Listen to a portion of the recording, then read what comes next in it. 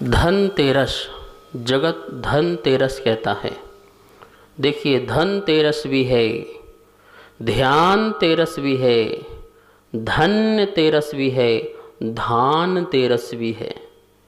ये चारों का संगम अद्भुत है। धन तेरस क्यों है भाई? जितने भी व्यापारी गण हैं अपने बही खाता का हिसाब किताब जो है वो धन तेरस के दिन पूर्ण कर लेते हैं। इसके बाद दूसरा बही खाता प्रारंभ होता है और उससे हम नया व्यापार प्रारंभ करते हैं।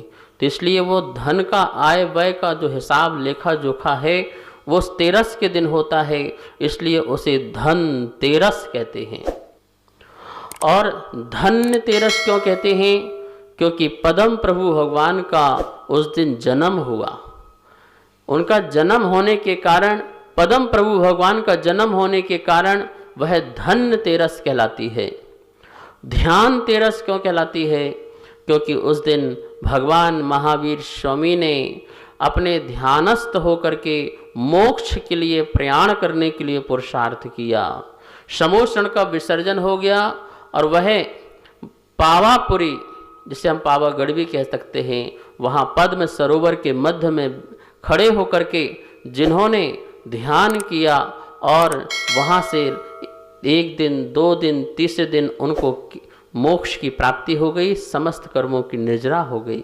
इसलिए वह ध्यान तेरस कहलाने लगी। और धान तेरस उस दिन जो है किसानों का बहुत बड़ा उत्सव होता है, इसलिए वह धान तेरस भी कहलाती है। यह दिन सचमुच में पावन दिन है। इस दिन को हम क्या क्या करें?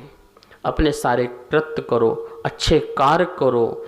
आप उस दिन ध्यान भी कीजिए, पदम प्रभु भगवान का जन्म कल्याणक भी बनाइए, और आप अपने सांसारिक जो वस्तुएं हैं उसमें आप अपना सुख भी देखिए। इस प्रकार से यह चारों प्रकार के कारण से यह दिन इतना पावन, इतना पुनीत है।